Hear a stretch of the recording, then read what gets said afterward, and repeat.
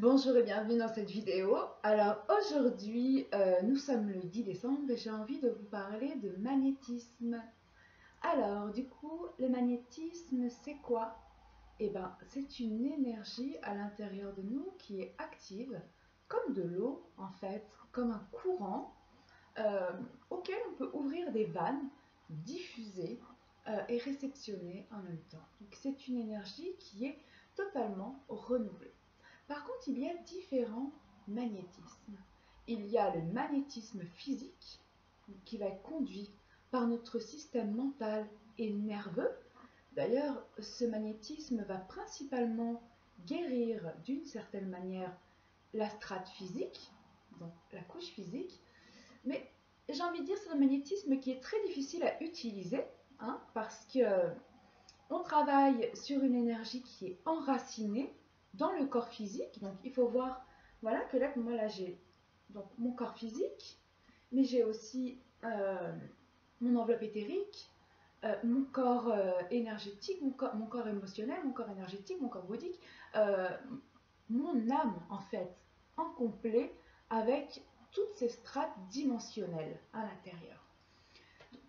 Cette énergie, quand on a, on va dire, une maladie, quand on a une douleur physique, c'est qu'il y a une énergie qui s'est intégrée dans notre corps, voilà, imaginons elle s'intègre là, tac, de mon corps émotionnel, et puis elle prend racine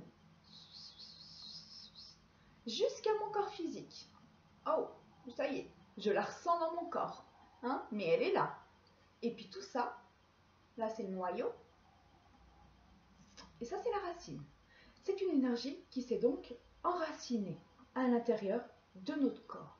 Donc, quand on va venir traiter cette énergie, d'accord, qui s'est enracinée, qu'est-ce qu'on va faire? On va venir guérir, certes, la couche physique, mais avant tout, le noyau et tout son passage de la racine. D'accord? On ne peut pas juste enlever la cause, donc du coup, ce qui est dans la douleur directe. On va remonter jusqu'à la base, d'accord? Jusqu'à l'anomalie. Donc l'anneau, c'est cette cellule, on va dire, qui tourne en rond parce qu'elle est gelée, elle n'est plus en contact avec le reste de l'unité, donc l'énergie ne se diffuse plus à l'intérieur. Donc c'est comme si on avait mis tout simplement euh, des, des petits bouchons au canot, des petites barrières, et qu'on avait une réserve stagnante qui est en train de se transformer en étang.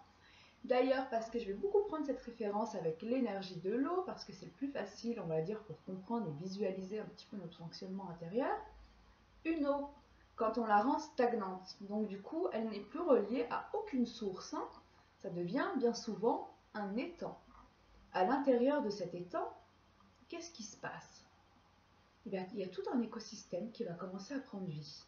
Donc on va y trouver des petites grenouilles, des petits crapauds, euh, peut-être des petites salamandres, allez, pourquoi pas. Bref, des petits animaux qui vont se développer, qui vont venir naître, mais en même temps des végétaux, hein, parce qu'il va avoir des algues, il va avoir tout un système, en fait, un écosystème qui va se créer. Ben voilà, ben dans notre être, c'est pareil. Donc on va avoir toute une petite vie intérieure, un petit univers coupé de sa source, mais qui se développe. Et plus ça se développe, plus ça prend forme, plus ça prend forme, plus ça vibre, et plus ça vibre, plus on le vit. Tout simplement. Donc la plupart du temps, ces personnes qui utilisent ces êtres qui utilisent cette énergie physique utilisent déjà leur énergie vitale, parce que ça passe par la strate mentale et la strate nerveuse. Donc en fait, ce n'est pas relié au corps énergétique dans son action. Donc voilà, c'est l'énergie vitale qui va être prise. Donc la plupart du temps, déjà, il y a un épuisement qui se fait derrière, ça se ressent tout de suite. Derrière, on peut même récupérer des souches. Donc tout simplement, une énergie qui n'a pas été nettoyée jusqu'à la racine, donc jusqu'au corps dans lequel elle s'est implantée de base. D'accord? Donc si ça remonte à quelque chose, par exemple, dans le corps astral, il faut remonter jusqu'à la base de l'astral. Ok. Et donc, bah, il y a beaucoup plus souvent toute cette récupération qui se fait, tout cet épuisement, tout ce contre-coup, voilà, toutes ces difficultés qu'on peut rencontrer parfois avec le magnétisme. Donc sinon, on a un autre magnétisme, c'est ce que je vais appeler l'énergie du cœur. Voilà, l'énergie du cœur, l'énergie amique. Hein, donc là, on passe par notre cœur. Donc on est dans une diffusion de présence au niveau de l'unité. D'accord? On prend tout au complet, tous nos chakras voilà, sont interconnectés comme ça. Et on se recentre là au cœur. Donc c'est par cette énergie, par ce canot, que l'énergie va se diffuser. Donc après, on peut utiliser nos mains, hein, ou alors on peut rester assis comme ça. Voilà. Voilà. En face de la personne, ou même pas en face de la personne, même à distance, en connectant notre cœur à l'énergie. Donc là, du coup, ça va être un procédé qui est totalement différent, parce qu'on n'a pas besoin de mentaliser ce qui est en train de se diffuser. On peut simplement visualiser dans notre être une énergie qui se diffuse comme un courant, une cascade, une rivière plutôt, voilà, qui se répand. Et puis l'eau, vous voyez un peu comme c'est fait, hein, s'il y a un petit ruisseau ou un petit espace, et ben elle s'enfiltre dedans. Donc elle rentre et puis elle va forcément combler les manques, combler les vides, aller exactement où elle doit être. Elle ne peut pas aller, par exemple, dans une énergie qui est déjà pleine. Voilà. Elle va tout simplement s'intermêler avec, renouveler et puis continuer son chemin. Donc en fait, là, on fait confiance. Et ça, c'est justement tout le travail du magnétiseur dans ce moment, c'est de faire confiance en l'énergie, faire confiance en l'univers, en la Terre, en l'intelligence d'une certaine manière énergétique. Donc là, il y a complètement ce relâchement de la personne qui se fait, puis en même temps, ce relâchement du résultat, parce qu'il n'y a pas d'intégration au niveau mental. Ça veut dire qu'on laisse complètement faire l'énergie, on se détache de nos attentes, on se détache du tout. Euh, donc voilà, entre guillemets, hein, voilà. Après on va y revenir peut-être. Et puis donc, il y a toute cette sphère aussi qu'on peut utiliser hein, au niveau de notre troisième œil, notre centre de vision. Et là du coup on passe par un magnétisme qu'on pourrait appeler vibral, tout simplement. Là ce qui est différent en fait que l'énergie du cœur, parce que l'énergie du cœur on utilise notre âme, hein, c'est notre âme en fait qui s'ouvre pleinement et qui diffuse son énergie. Là, en fait, on va passer par des êtres de lumière, on va passer par des accompagnants, par des guides, par toute une unité peut-être céleste. Et même en fait, si on se connecte par exemple à un gardien de la Terre qui est connecté, on va dire, dans notre centre du chakra de base et au niveau terrestre, on passe par le troisième œil pour cette diffusion-là. Donc là, en fait, on est l'instrument. Donc cet instrument, c'est vraiment se fier à son intuition.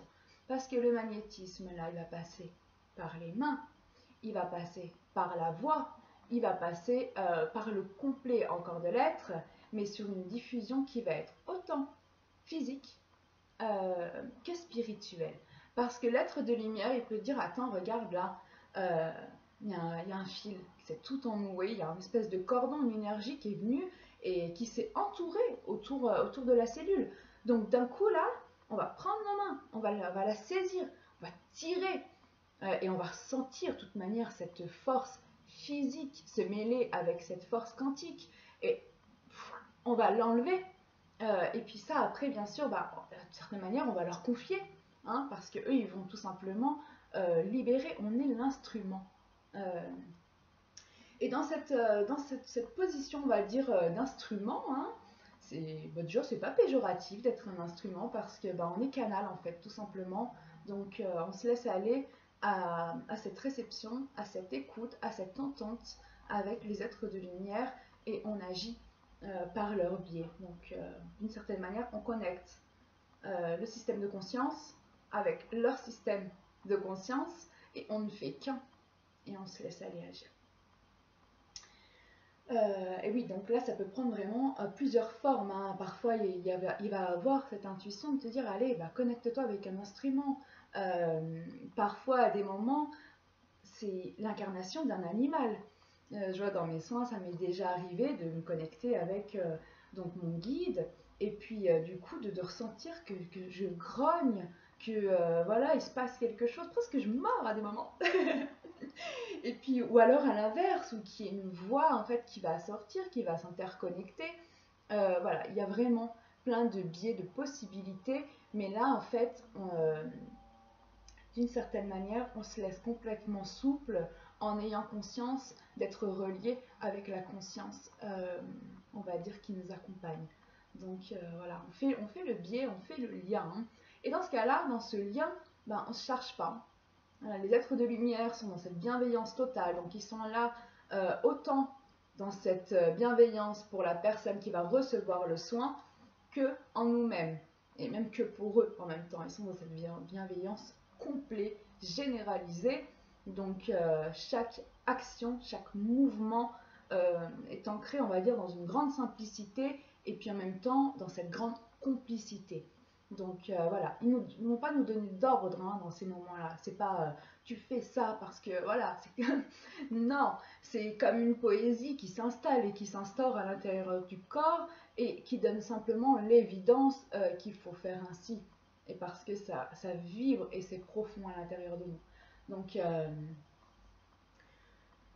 Donc voilà, par rapport à ça, déjà un petit peu identifier ces trois possibilités de, de se connecter avec son magnétisme, hein, donc par notre énergie vitale, par notre énergie amique et par notre énergie spirituelle ou divine, on va dire. Voilà. Notre énergie amique, l'âme est toujours en apprentissage avec les émotions, avec les sentiments, tout ça. Donc si on y va avec notre identité, qu'on n'ouvre pas juste les portes d'une certaine manière en disant, voilà, j'ouvre la porte, mon énergie s'infiltre, j'ai totalement confiance et conscience que mon âme est pleinement d'énergie, donc je n'ai pas à me méfier de moi, je n'ai pas à douter de mon être. Voilà, là dans ce cas-là, ça se passe très bien. Par contre, s'il commence à avoir des fluctuations au niveau des émotions, parce que voilà, c'est l'apprentissage de l'âme aussi, de vivre des émotions, des sentiments, de se laisser traverser d'une certaine manière, voilà, en toute tranquillité, découvrir.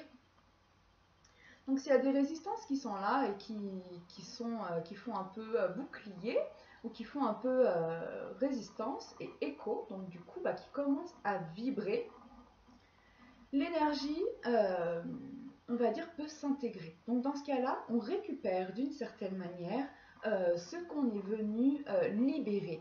Donc on peut récupérer par exemple un peu de stress ou alors une sensation de solitude, chacun en fonction de sa vibration même. Mais là, on travaille, on va dire, avec cette énergie du cœur, mais il n'y a pas de problème. Parce qu'on reste toujours en conscience de soi, donc on reste ouvert toujours à sa propre évolution. Donc on sait que tout ce que l'on fait par notre âme, tout ce que l'on crée par notre âme est là pour nous apprendre. D'accord?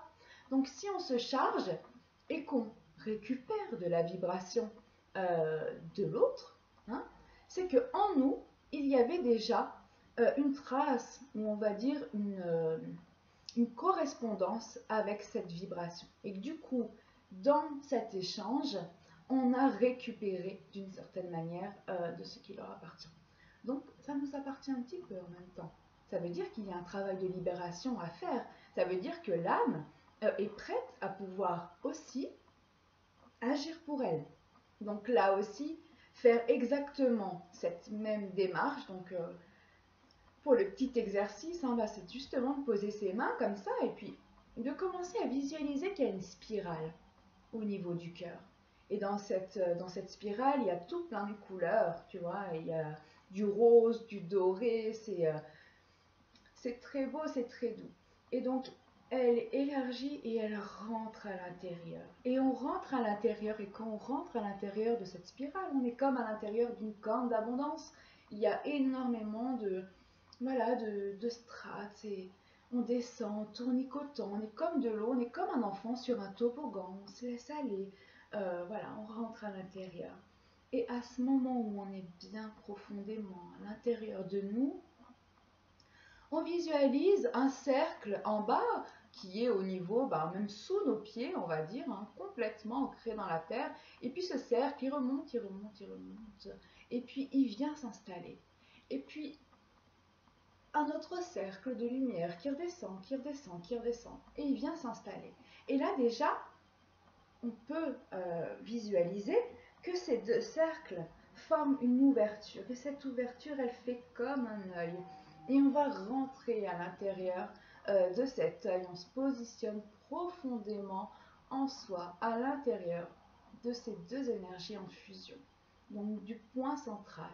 Et à ce moment-là, il faudrait se visualiser simplement comme un écho de l'eau. Vous voyez quand on jette une pierre dans l'eau, quand il y a une feuille qui se dépose, ça crée des cercles. Et bien notre être, quand il se dépose à l'intérieur de ce cercle de fusion, il y a des cercles vibratoires qui se mettent à vibrer. Et ces cercles, ils se répandent dans l'immensité et l'étendue de l'être. Voilà, ça se répand et tous ces cercles de couleurs commencent à se diffuser. Ils se diffusent, ils s'intègrent, voilà, font partie du décor, la vibration est présente. L'âme est au centre d'elle-même. Et maintenant, on peut simplement visualiser qu'il y a comme un éclat qui va venir remplir l'être. Donc cet être qui est au centre, il se remplit d'une énergie dorée. Et cette énergie dorée, elle s'étire, elle s'étire, elle s'étire, et elle vient interconnecter tous les cercles qui sont en mouvement par rapport à cette connexion. Ça crée comme un soleil, d'accord? Et ce grand soleil, il crée comme une toile. Et dans cette toile, on y laisse aller une énergie. Et on ressent que chaque petit espace se remplit, que chaque point se connecte, et que la conscience se diffuse, elle se répand, et tout s'éclaire, tout s'illumine. Et dans ce moment-là, on va simplement respirer et expirer. Et dans l'expiration, on ressent cet alignement présent, d'être au centre de sa présence, d'être l'écoute, d'être l'accueil.